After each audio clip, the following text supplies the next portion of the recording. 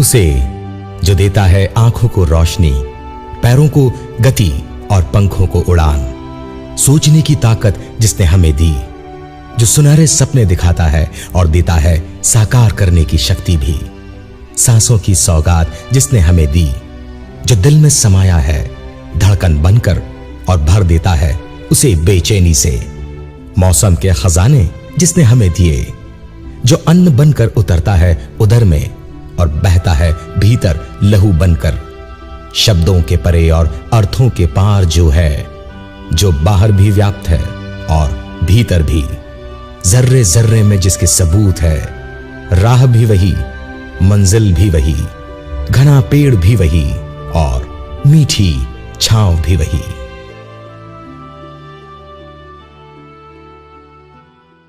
ओम साई राम। सच हुए सपने। साईं सागर मंदिर प्राण प्रतिष्ठा महोत्सव 10,000 साल पुरानी संस्कृति है भारत की। उत्तर में हिमालय की आकाश चूमती चोटियां इसकी आध्यात्मिक ऊंचाइयों की साक्षी हैं। यहां से निकली गंगा समेत तमाम पवित्र नदियों के तटों पर भारत की सभ्यता विकसित हुई है। ये कई महान धर्मों और महापुरुषों की जन्मभूमि है। गौतम बुद्ध और वर्धमान महावीर से लेकर स्वामी विवेकानंद तक भारत की कहानी को पूरा करने वाले महान किरदारों से हमारे यहाँ का इतिहास भरा हुआ है। वे संसार के अंधकार में मनुष्य को रोशनी दिखाने वाले प्रकाशित नक्षत्र की तरह आध्यात्म के आकाश में सदियों से चमक रहे हैं।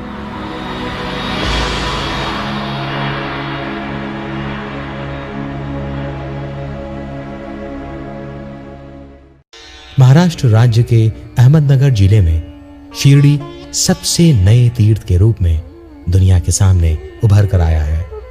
एक ऐसे ही महान व्यक्तित्व की बदौलत जिन्हें सारा संसार अत्यंत श्रद्धा और आदर से साईं कहकर पुकारता है। भारत की लंबी आध्यात्मिक परंपरा में साईं हमारे सबसे निकट हैं, सबसे सहज हैं, सबसे सरल हैं, सबसे रचनात्मक हैं, इसलिए सबसे अनूठे हैं।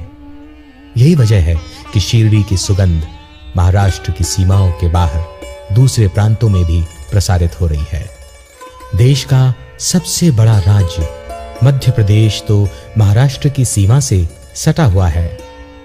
मध्य प्रदेश का सबसे बड़ा शहर है इंदौर। प्रदेश की औद्योगिक राजधानी 300 साल पहले होलकर वंश के लोग भी महाराष्ट्र से यहीं पर आए थे। दुनिया भर में इसकी सबसे उजली पहचान इसी राजवंश की ही नहीं बल्कि पूरे प्रदेश के महान शासकों में गिनी जाने वाली अहिल्याबाई के नाम से है। सब उन्हें देवी अहिल्या कहते हैं।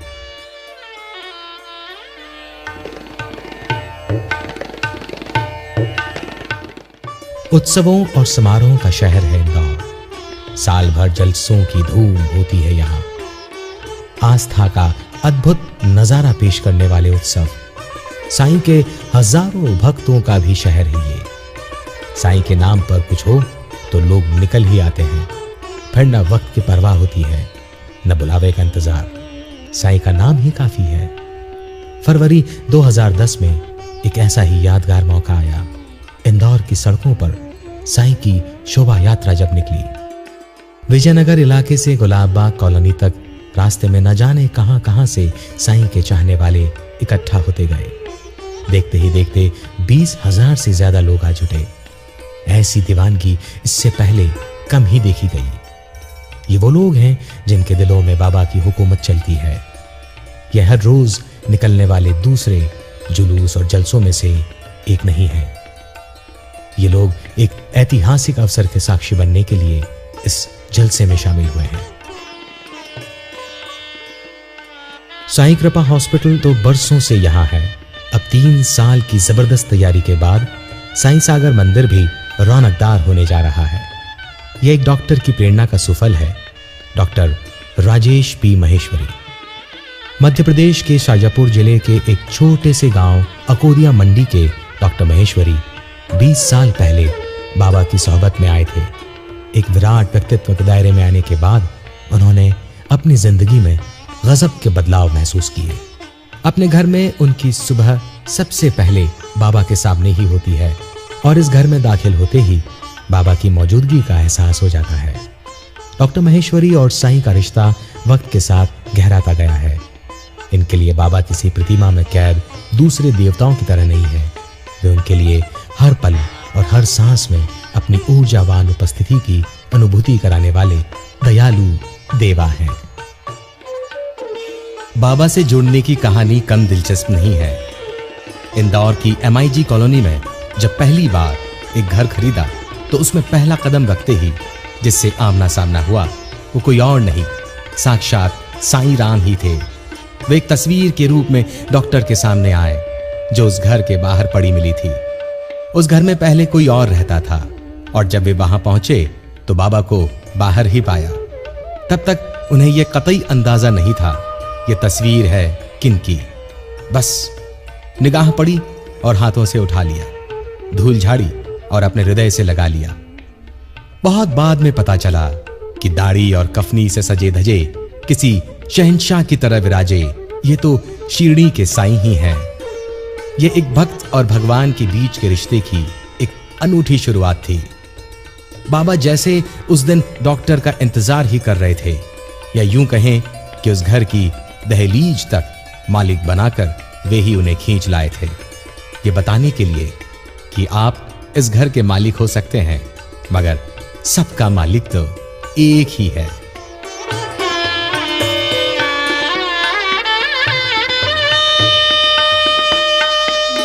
झूमते गाते श्रद्धालुओं की यह जमात एक सपने की हकीकत में बदलने की गवाह बनने वाली है। जिस सीरे पे इस शोभा यात्रा की पूर्णाहुति होना है वहां बाबा विराजने वाले हैं। अब 3 दिनों तक यहां बाबा के नाम की धूमधाम रहने वाली है। महीनों की तैयारियां की हैं उनके भक्तों ने, तब कहीं जाकर यह शुभ दिन आया है। डॉक्टर को इतनी खुशी तो तब भी नहीं हुई होगी जब डॉक्टर की डिग्री मिली होगी। यह खुद की शादी में ही शायद ही इतने आनंदित हुए होंगे वो। ये तो बाबा की बारात ही है।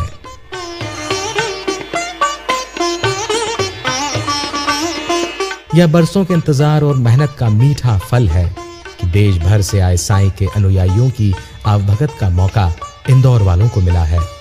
सिर्फ आधे घंटे के सफर को पूरा करने में 5 घंटे लगे।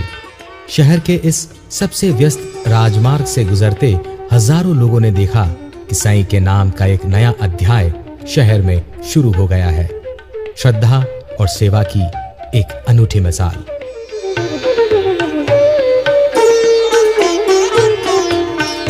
फरवरी में मालवा का मौसम सर्दी को विदाई देने लगता है। वसंत की आहट हवाओं में होने लगती है। दोपहर में धूप की तपन बढ़ती जाती है। शामों में ठंडक अपना आखिरी जोर दिखाती है। मौसम के बदलाव की इसी मीठी बेला में साईं महोत्सव का यह आयोजन यादगार पल बन गया है। महाराष्ट्र से 10 विद्वान पंडितों का समूह इस पवित्र आयोजन को शास्त्रीय शैली में स्मरणीय बनाने वाला है। वायुमंडल में साईं के नाम की पवित्र ध्वनियां घुल रही हैं।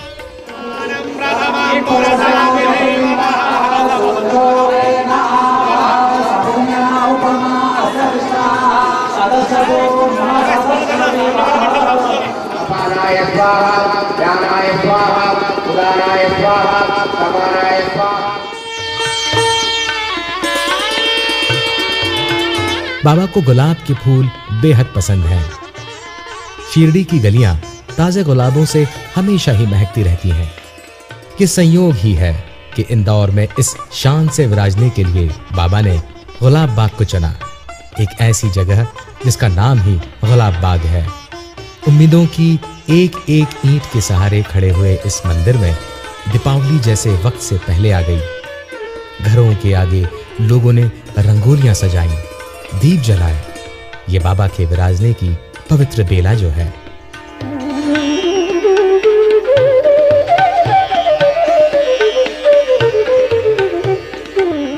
डॉक्टर महेश्वरी की इस आंतरिक खोज के सफर में उनके साथ जुड़ने वाले दूसरे शख्स हैं डॉक्टर जीवन मोदी। किसी पुराने सिलसिले ने ही इस जन्म में ये कड़ियां जोड़ दी थीं। एक पवित्र उद्देश्य सामने था तो साईं की प्रेरणा से सबको ताकत मिली। दोनों डॉक्टर चिकित्सा सेवा के साथ साईं सागर मंदिर के सपने को पूरा करने में भी जुटे रहे और अब ये सपना साकार हो रहा है।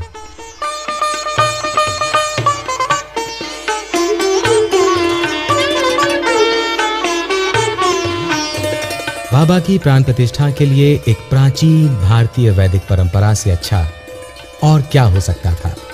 महान वैदिक ऋषियों द्वारा दी गई व्यवस्था, एक यज्ञ अनुष्ठान, आहुतियों से उठे पवित्र धुएं ने वातावरण को शुद्ध कर दिया। मंत्रों की ध्वनि ने जैसे आसपास तैरने वाली सारी आवाजों को पवित्रता प्रदान की। ताजे फूलों के वंदनवारों और दियों की रोशनी ने सबके दिलों में एहसास कराया जैसे दिवाली आ गई।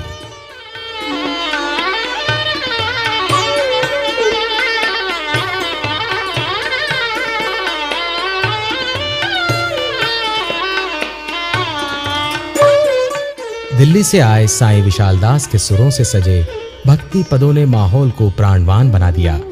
डॉक्टर महेश्वरी की किताब ऐसी लागी लगन के लोकार्पण के लिए इससे शुभ अवसर और क्या हो सकता था। इसमें बाबा के साथ एक भक्त के अनूठे रिश्ते की कहानी लिखी है उन्होंने, अपनी आप बीती।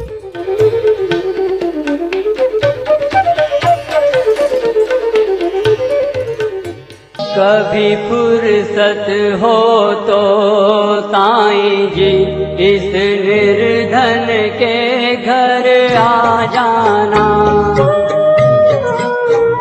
कभी फुर्सत हो तो साईं जी इस निर्धन के घर आ जाना। जो रूखा सूखा दिया हमें प्रभु उसका भोग लगा जाना। कभी फुर्सत हो तो साईं जी इस निर्धन के घर आ जाना।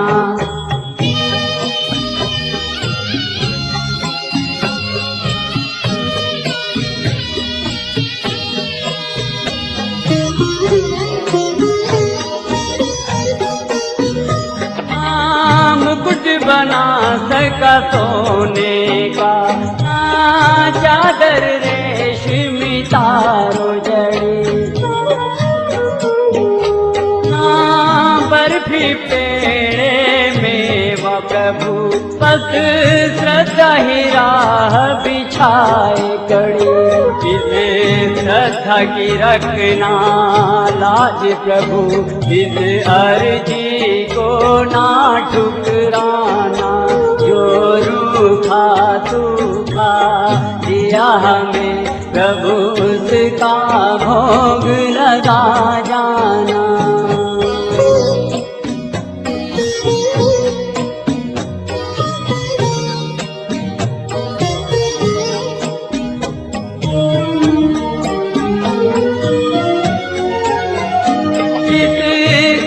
दिए में तेल नहीं, वहाँ जोत जलाऊं मैं कैसे। मेरा खुद ही बिछोना धरती पर, मेरी चौक सजाऊं मैं कैसे। जहाँ मैं बैठा वहाँ बैठ के तुम भक्तों का दिल बहला जाना। कभी फुर्सत हो तो साईं जी इस निर्धन के घर आ जाना।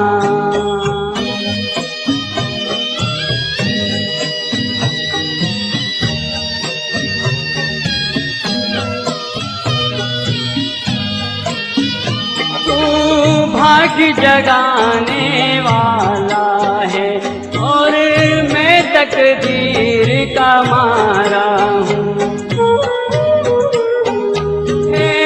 साईं संभाल भिखारी को, आखिर तेरी आँख का तारा हूँ। मैं दोषी तू निर्दोष प्रभु, मेरे दोषों को ही भुला जाना। कभी फुर्सत हो तो साईं जी इस निर्धन के घर आ जाना। कभी फुर्सत हो तो साईं इस निर्धन। शरीर में रहते साईं ने कभी कर्मकांडों पर जोर नहीं दिया, मगर वे परंपराओं के विरुद्ध भी नहीं थे। ऐसी परंपराएं जो लोगों को आपस में मेलजोल का मौका देती हों, जो लोगों में पवित्र भाव भर देती हों।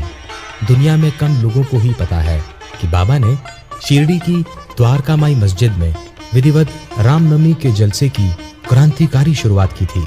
तब उनका मकसद लोगों को जोड़ना ही तो था। यहाँ बाबा का वही मकसद पूरा हो रहा है। लोग निस्वार्थ भाव से एक दूसरे से जुड़ें।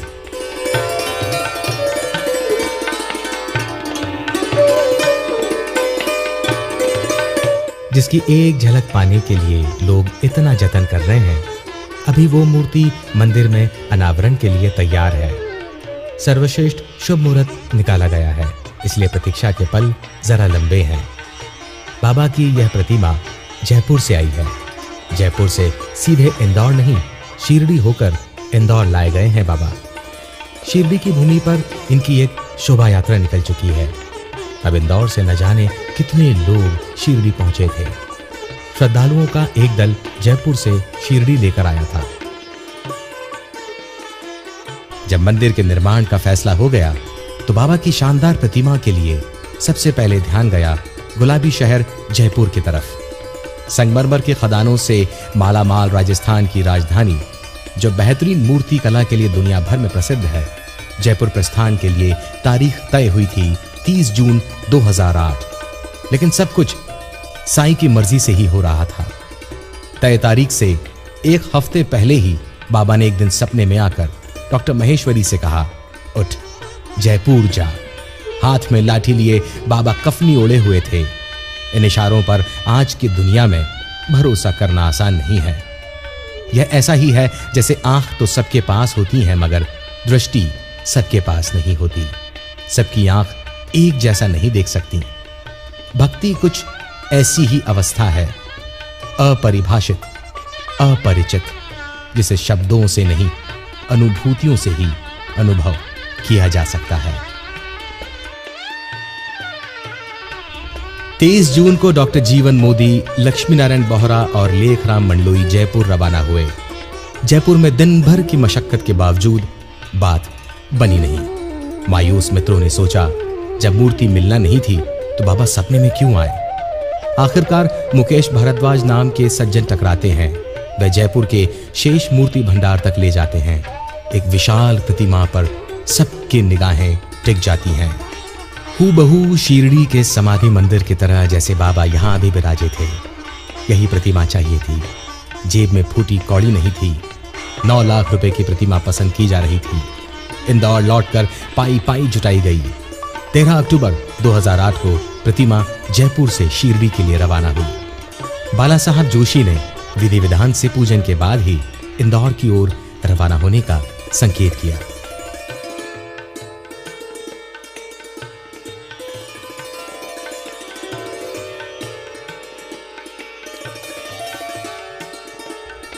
बाबा ने अपना इंतजाम जैसे खुद किया। जब इंदौर आए तो 3 टन वजन की प्रतिमा को उसकी सही जगह रखना आसान नहीं था, लेकिन एक नई क्रेन उनका इंतजार ही कर रही थी। जैसे क्रेन के मालिक मलकित सिंह और राजेंद्र वर्मा ने तय किया था कि पहला स्पर्श साईं का ही होगा। जब शिरडी से आई प्रतिमा इंदौर पहुंची तो यही क्रेन उन्हें स्थापित करने में मददगार बनी। यह सब अचानक हुआ, जैसे बाबा अपना इंतजाम खुद कर रहे हों।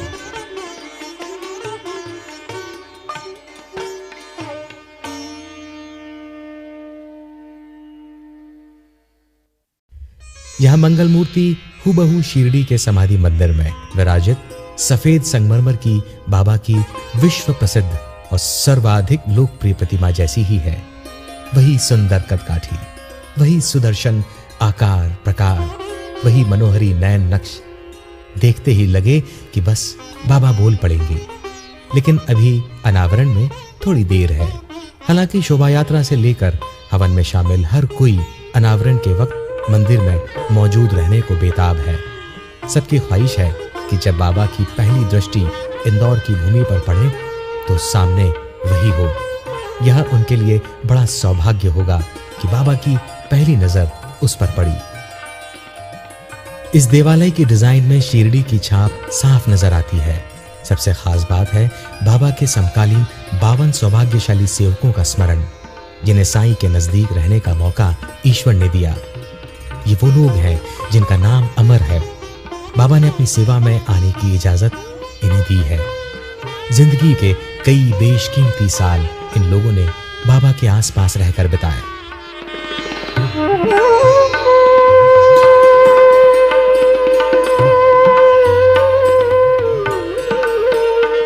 काका साहेब दीक्षित, दाभोलकर साहेब, श्यामा, मेघा, न जाने कहां से आकर शिरडी को अपनी कर्मभूमि बनाने वाले लोग शिरडी के समाधि मंदिर में अब ये विभूतियां बाबा की शानदार और जीवन प्रतिमा के सामने तस्वीरों में मौजूद हैं।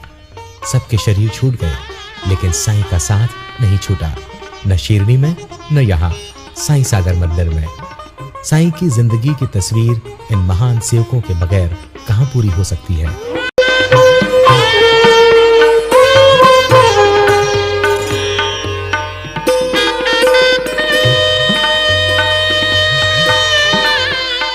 इंदौर के प्राण प्रतिष्ठा महोत्सव की कई यादगार बातें हैं। शोभा यात्रा के समापन के साथ ही गुलाब बाग कॉलोनी में भक्तों की चहल पहल बढ़ गई। भंडारे का अनुपम दृश्य इसमें शामिल कोई भक्त कभी भी भूल नहीं सकता। देर रात तक चले भोजन प्रसाद वितरण में करीब 60,000 श्रद्धालुओं ने शिरकत की। सुबह से रात तक दूर दूर से लोगों के आने का सिलसिला कुछ यूं चला मानो कभी न खत्म हो। ये बाबा का सबसे प्रिय काम था, अपने यहाँ आए लोगों को भोजन कराना। बाबा की प्रसिद्ध तस्वीरों में से एक यादगार तस्वीर ऐसे ही एक मौके की है, जब एक बड़ी सी देग में पकते हुए भोजन का मुआयना अपने हाथों से खुद कर रहे हैं। इंदौर में बाबा का वही पसंदीदा काम सबने मिलकर किया। कौन जानता है इन अनगिनत अनजान लोगों में से कौन किस रूप में यहाँ आया हो। 15 फरवरी 2010 सुबह वह घड़ी आ ही गई जिसका इंतजार सबको है। सारे काम छोड़कर लोग बाबा की विशाल प्रतिमा के सामने मौजूद हैं। प्रतिमा की आंखों पर बंधी पट्टी खास मुहूर्त में ही खुलने वाली है। सबके सब बाबा की आंखों में सबसे पहले आना चाहते हैं। सब नम आंखों से देवा के यहाँ प्राण प्रतिष्ठा होने के इन पवित्र पलों के साक्षी और साझीदार बनने वाले हैं। ऐसे क्षण जिंदगी भर जहन में ताजा रहेंगे। इन्हीं पलों के लिए न जाने कितने लोगों ने जी तोड़ मेहनत की है और मेहनत का मीठा फल सामने है।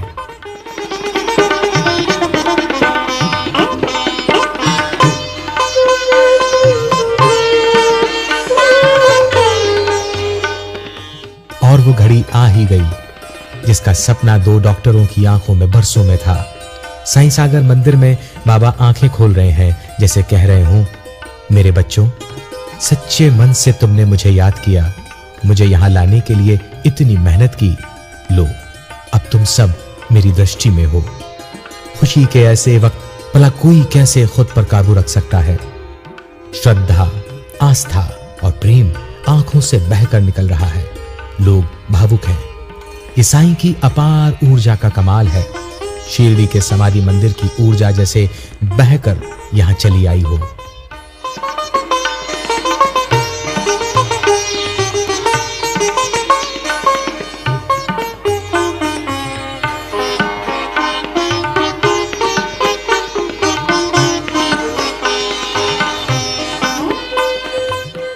इंदौर 2 ज्योतिर्लिंगों के बीच में स्थित है।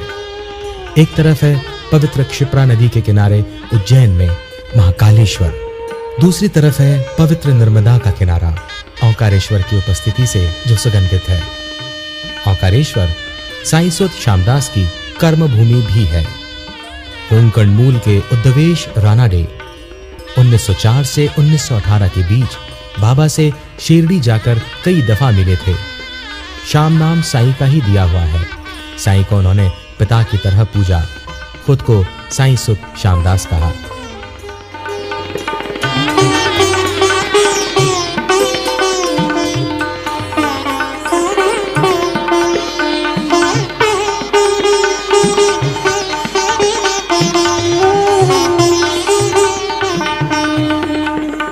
ईश्वर हर वक्त हर एक प्राणी के साथ हो नहीं सकता, इसलिए उसने मां की रचना की। मां से बड़ी मार्मिक और महान देन किसी प्राणी के लिए ईश्वर की ओर से और क्या हो सकती थी। मां हम सब के लिए सबसे बड़ा वरदान है। जिनकी मां नहीं है वे तो बेचारे कंगाल हैं ही, लेकिन जो मां के होते हुए भी उसकी सेवा और सानिध्य से वंचित हैं, वो तो जीते जी महाकंगाल ही कहलाएंगे। मां ईश्वर की ही साक्षात प्रतिमा है, जीती जागती, जीवन भर बच्चों पर प्रेम लुटाती। वह सिर्फ जन्म ही नहीं देती, सदैव अपने बच्चों के स्वास्थ्य और सुरक्षा के लिए सजग भी रहती है।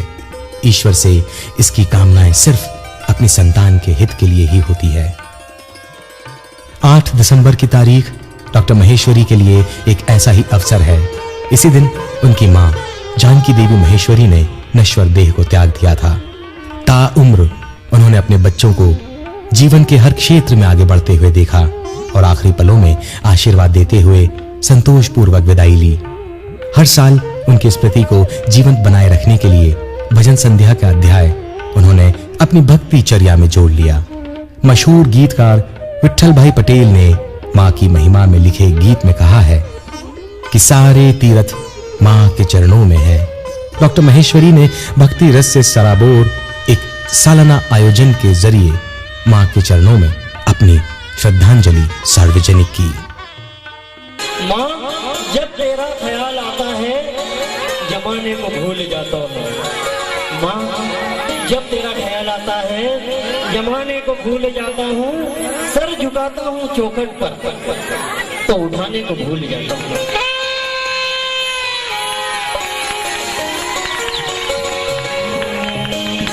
तू कितनी अच्छी है, तू कितनी भोली है, प्यारी प्यारी है। ओ, ओ,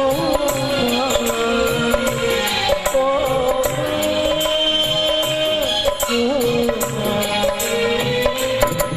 जो दुनिया है ये वन है कांटों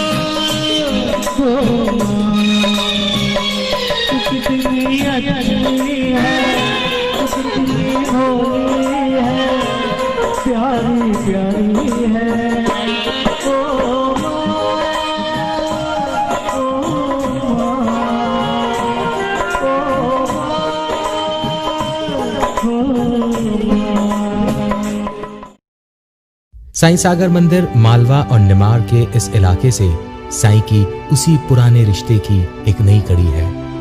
एक काम खत्म हो गया है, दूसरी कई जिम्मेदारियां बढ़ भी गई हैं। अब बाबा मानव मात्र की सेवा और दया के लिए अपने बच्चों को यहाँ प्रेरणा देते रहेंगे। शरीर की अपनी सीमा है, जन्म के साथ संसार में यह सरहद शुरू होती है, मृत्यु के साथ विलीन हो जाती है। नश्वर जगत में कुछ भी शेष नहीं रहता। समय की रेत पर कुछ निशान देर तक टिके रहने के लिए छूट ही जाते हैं। आस्था उन्हें अटूट बना देती है। साईं की यह मौजूदगी एक ऐसा ही निशान है जो उनकी संतानों ने यहाँ बनाया है। आसमान के एक चमकते सितारे की रोशनी का एक टुकड़ा यहां से गुजरने वालों को सही राह दिखाएगा। यह कहानी है एक सपने के सच होने की, या यह कहना ठीक होगा सच हुए सपने। जिस प्रकार एक बालक खिलौने के लिए व्याकुल होता है और हाथ में आने पर उसकी प्रसन्नता का कोई पैमाना नहीं रहता, इस समय वही मनोदशा हमारी भी होती है। जब पढ़ लिख कर कमाने के लिए तैयार हुए तो न तो डिग्री ने इतनी खुशी दी और न ही तब जब जीवन की जरूरतों का सामान जुटा। हमेशा ही लगा कि यह सब नश्वर है, इसमें क्या इतराना। जब सांस की डोर देह से टूटेगी तो सब यहीं रह जाएगा। जब हमारे परम आराध्य साईं की भक्ति की ज्योति हृदय के दिए में कहीं जली तो भीतर रोशनी के झरने फूट पड़े। सही मायने में जीवन में पहली बार किसी शाश्वत सत्ता की अनुभूति हुई। हम हर महीने अपनी रोजमर्रा की जिंदगी की भागम भाग से वक्त चुराकर शिरडी का रुख करने लगे। उस पवित्र भूमि पर बाबा के समक्ष शाश्वत आनंद का भाव ऐसा गहराता कि बस सामने से हटने की इच्छा ही नहीं होती। ऐसा लगता कि हर सुबह जब आंखें खुलें तो बाबा शिरडी के रूप में ही सामने हो। यह ललक उसी अबोध बालक की तरह थी जो अपने बड़ों के सामने खिलौने के लिए मचल जाता है। हमारे लिए बाबा से बड़ा कौन हो सकता है। उन्होंने अपने बच्चों के मन के भाव पढ़ने में बिल्कुल देर नहीं की। सहजता से ऐसे अवसर पैदा किए कि इस पवित्र साईं सागर मंदिर में उनके विराजने का योग बन गया। शिरडी में रहते बाबा 4 साल के लिए अज्ञातवास पर गए। कोई नहीं जानता कि वे इस दौरान कहां रहे। आज भारत में जगह जगह उनके मंदिर आकार ले रहे हैं। हमारा विश्वास है कि इन मंदिरों का निर्माण अंधविश्वास की उपज तो बिल्कुल भी नहीं हो सकता। बाबा अपने अज्ञातवास में जिन स्थानों से गुजरे, ठहरे और आगे बढ़े, उन सब स्थानों पर स्वतः स्फूर्त प्रेरणा से इनके चिन्ह इन मंदिरों के रूप में प्रकट हो रहे हैं। मैं एक सामान्य सा दुर्बल व्यक्ति हूं। मैं तेरे लिए दुर्गम जंगल से दुर्लभ पुष्प कैसे लाऊं?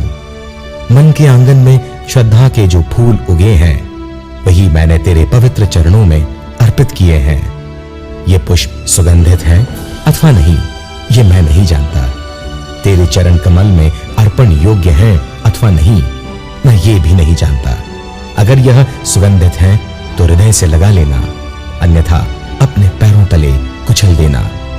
ऐसा करने से मुझे लेश मात्र भी दुख नहीं होगा बाबा। तेरी पूजा करने का अवसर इस जन्म में मिला, यही मेरा सौभाग्य है।